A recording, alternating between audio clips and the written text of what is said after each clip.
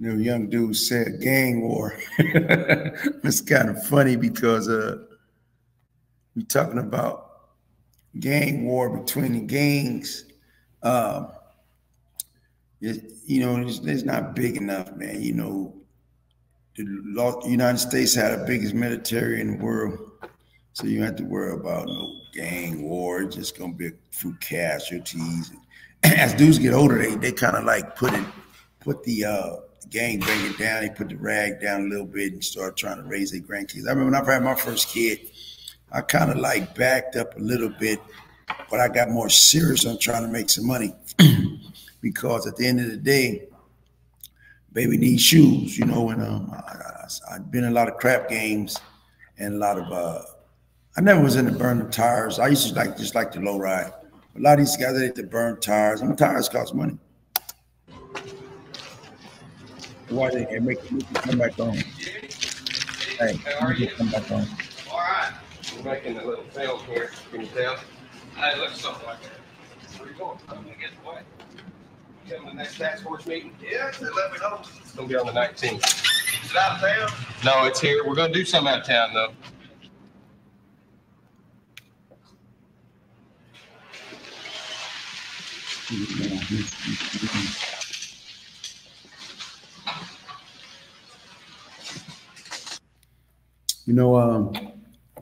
I see these guys going to the coroner's office.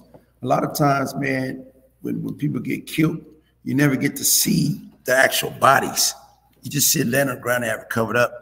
But when you go to the morgue, man, you be seeing people in there that's really dead. And you be like, man, what's that smell? You know what I'm saying? They keep it cold in there.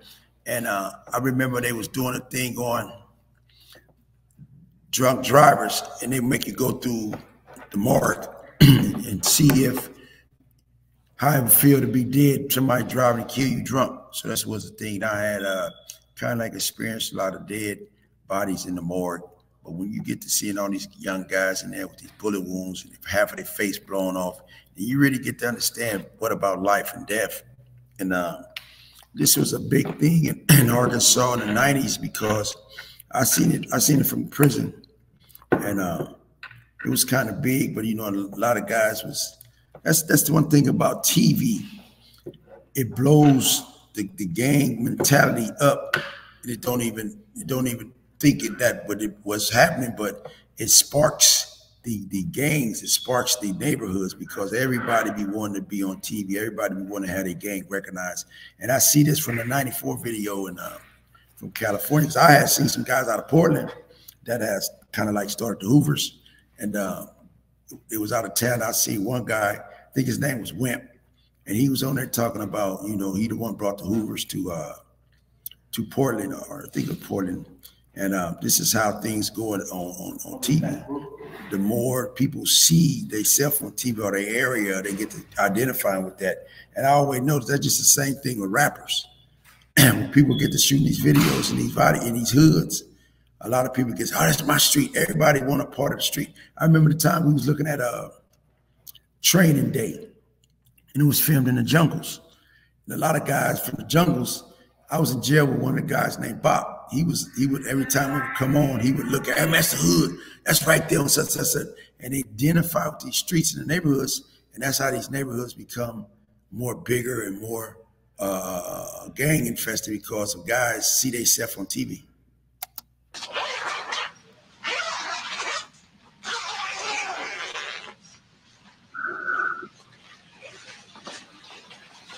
Can you hear me?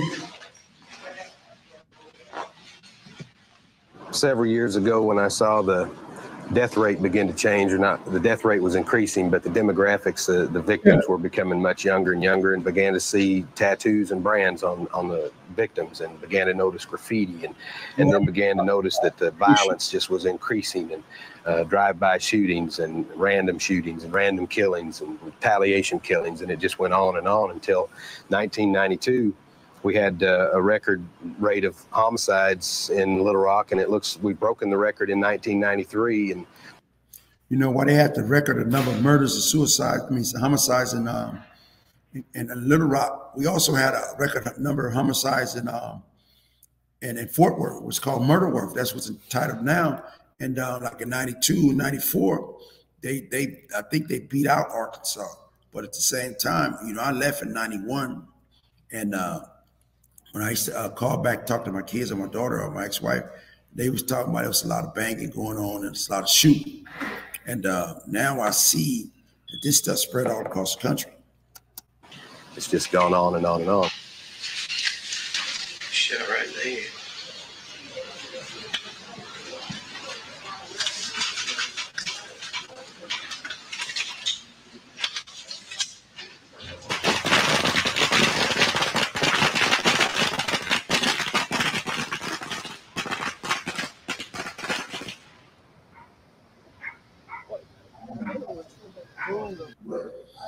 I was looking at this thing that's talking about there are more than 50 gangs in Arkansas. I wonder how many it is in Fort Worth.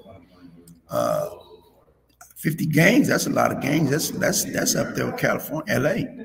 And but Fort Worth being a small town, you know, you got Fort Worth, Dallas, Metroplex, 30 miles from each other. And that's a lot of gangs. I wonder how many Fort Worth got. I know they got few here. The lights were off, so I figured then that it was a drive-by, and I saw the guy hang over the top with the rifle. So then I said it's a drive-by, and I was gonna run in the house, but he opened up fire, and I ducked in front of the car, and that's when he started shooting. Then I heard the kids holler. The round penetrated the walls of the House Air 1519 hangar and struck two young children inside the house, and then bullet fragments. Remember the first time I was shot at in South Central LA on a drive-by. You know, drive-bys is real dangerous because the closer you are, the more pain, the more casualties is going to happen. I remember when Raymond Washington, I heard Raymond Washington was killed. I heard that somebody called him up to the car. Hey, Raymond. And he came up to the car and they shot him. I remember one day we was at the park over there by Bethune Park. And we see this car. It was like a Capri. And the car was like, they didn't know how to really work the stick shift. So we was like walking right by the gym. And all we heard was something go, boom! Somebody shot a gauge and the bullets from the pellets hit us. And the ambulance came, and we had to go to the doctor. I didn't go because, well, I did go, but it was just some pellets, and some of them you could pop out, some of them was in deep, but you really felt it wasn't really hard. But now I see how birds feel. And struck 3 other people inside the house.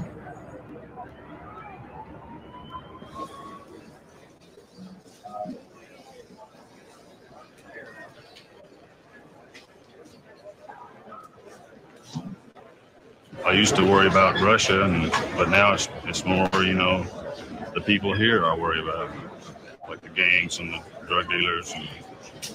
Just because we're not as big, that don't mean that you can't get killed just as easy here as you can in New York. I mean, even in a little town, it's crime spreading all over. It's getting to be in certain parts of the city. I won't be racist or anything about whether it's white part or black part, but it's getting to be nearly as bad here as it was what we moved away from. That's why we moved back out to the country.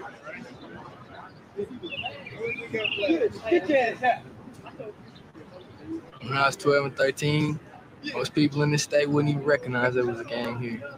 When we got gangs in Little Rock, no, we don't. No, we don't. They always try to push it away because they didn't want to hear it. Oh, if we in little bitty Arkansas, there ain't shit gonna happen in Arkansas. Bullshit. It's come up. Anywhere you go, you see it now. Take you down in hoods in Little Rock, take you down in hoods in North Little Rock. I remember the first time I hear him talking about folks. First time I really experienced folks was in Terre Haute, Indiana. I was working in the kitchen with this guy, and he was telling me he was a GD. And I was wondering, you know, and he would always say, "What's up, folks?" And I noticed that he really was said in a way that he had been trained to say it. And later on in the game, you know, it was always folks and lokes with us. You know, that's because, you know, GDs, they wear the same color Crips. And we was always in the prison together. And we was always talking to each other. And I don't go direct with nobody but folks. You know what I'm saying? I had wrote a song called Folks and Lokes. And I'm finna get ready to produce it. But, you know, I love those guys from the growth and development. You know, I love the guys that I ran into in the federal system, Shorty Dog, all of those guys, Love. It was a bunch, man. I mean, it was so many of those guys. I forgot my other boy. I hooked him up with my sister-in-law. I think his name was, I can't remember that man's name from that. I hooked him up with my sister-in-law. And we was all kind of cool, man, especially in 11 where it was a lot of Pee-wee. It was a lot of us. Look like Chicago. Look like, man, it's just as hard up here as it is. How long am I to do this, man? All right. I thought he was gonna. I was fixing to say, man, that dude Steve, he's gonna get his cock shot up. I'm glad it ain't mine. The women are just as well, ready to fight and die as the guys are. You know, I mean, just because they guys don't mean they're harder. Don't mean they. Just because you're a girl don't mean you shouldn't die for your nation. I'd die for my nation. 16 still. I pretty much see it too. My heart. First of all, I don't see color. And that's all I just got. I just don't